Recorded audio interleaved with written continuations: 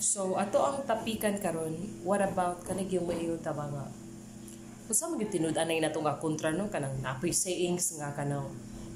ay sayings nga love your enemy nga, napoy uban maingon nga no, kinahanglan mag-revenge ka, nindot mo kinahanglan mag-revenge, di ba? Like ako for example, like kamo for example, manag-uyab,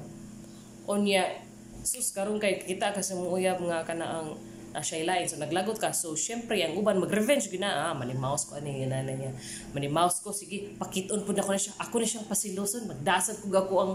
kuan new something kuan niya akong pasuyaon, or else ang uban sa manimaus nga sige patyo na ako sa duha, so anha na mag-start, so anha na mag-start mga naay mga enemy, pero actually ang tinud-anay na tong enemy dili person to person, ang pinaka-tinuod lang yun no is ang atong tinuod enemy is katong dili makita. Okay, katong mga dili makita kanang muhunghong na to nga okay patsa na siya kanang pito ka buok may patsa na siya, so spirit of anger na siya, spirit of wrath,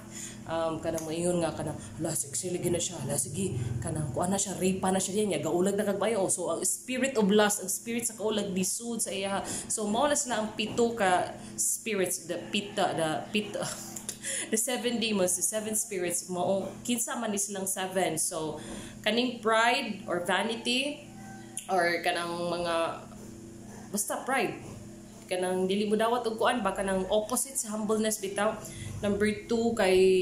in any order na siya ay envy or jealousness, mga kasina na siya, mga kasuya, na atay kanang kuan, wait a minute. Sa to, hinumduman ako, nahisgutan ako pride, niya lust, niya envy, niya sloth or laziness, mga kanang katapulan, kanang wrath or anger or quick temper, kanang kasuko,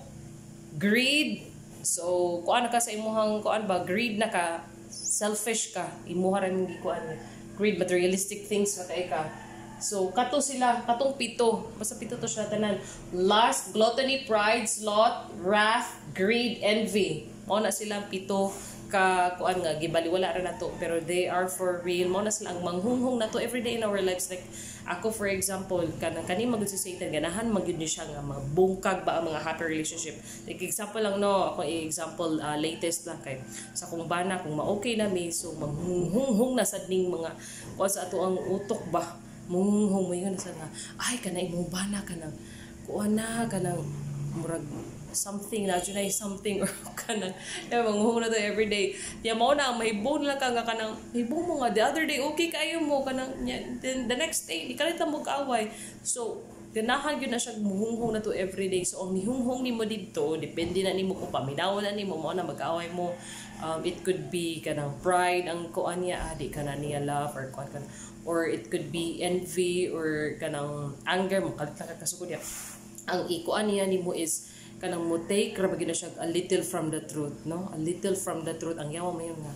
ay kung tinud-anay ka nga, murag i-test ka niya ba, kung tinud-anay ka nga higugma sa imo bana or sa imo asawa, dapat yun na ni everyday mo na siya ang kanang mo kuan sa kumay labi na mo agi sa cellphone. Ito ang totoo responsable na ama, mga ganyan nga sa mukan ko usay, so mo na bantayan na to everyday in our lives. So mo na nga makakita ko usay mo pray ko Lord hun dapat mo kuan ta ba kanang akong gikuan niyo nga dili ta mo think I was as our kanang makita tag person nga dili na ang atong enemy, kundi ang enemy na to behind them nga nagpalayo silang utok ug nagpalayo sa akong utok. Kay the real enemy gitubang gisulat diri ha, mao ni siya, for we do not wrestle against flesh and blood but of powers and principalities. Powers ha nga dili ka na power nga katong mga things unseen, mga spiritual kuan wickedness. For we wrestle not against flesh and blood, but against principalities, against powers, against the rulers of the darkness of this world. Mauna ang atong tinunay kontra. Against spiritual wickedness in high places. Mauna siya nasa Ephesians 6:12. Ephesians chapter 6 verse 12. Mauna siya. Nakabutang ho, mauna.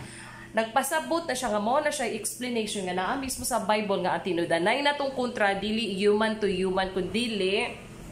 the things that are unseen. Katong mga 7 demons, simple lang na sila, pero kung imuha ng pasudlon sa imong utok,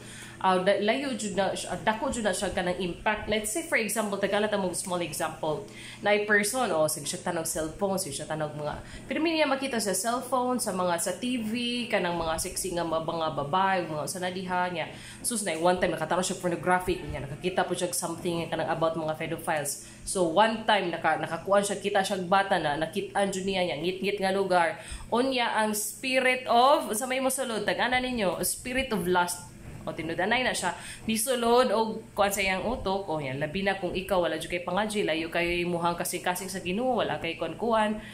mas dali gyud na siyang musulod so nisulod na nimo ug mautoy ni andar na nagpaandar sa imong lawas nga nakahimo ka og batin ang mga katong tawhana naka-rape to siya malamang inana gyud so mo to siya very best example nga ang real enemy mo to real enemy na to kanang musud la kalit bahunghong na to kanang pito na sila kabo kato lagi spirit of lust, kaulag, pride, envy, kanang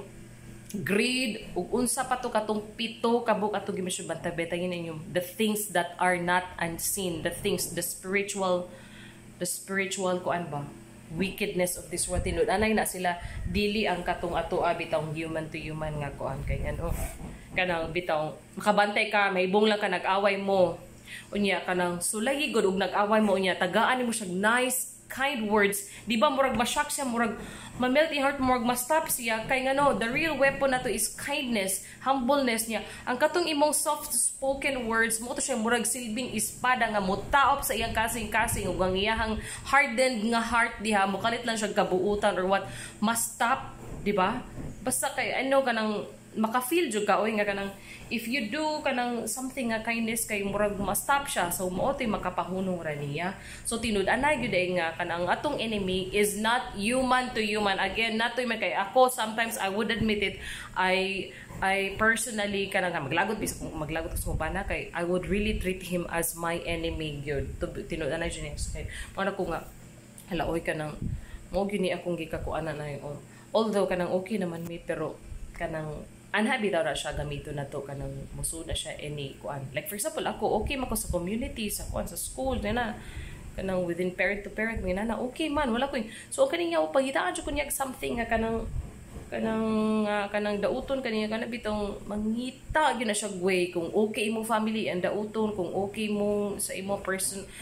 kanang relationship sa imong mga anak or sa imong mga kuan diha kauban sa trabaho iya gyud na mangita gyud na siya way bantay maunay atong tinud anay nga enemy dili ang katong kuan kun dili katong mga 7 demons 7 spirits nga akong gisgutan dili katong person to person kun dili person to kanang spirits nga bad nga spirits nga mga kuan mauna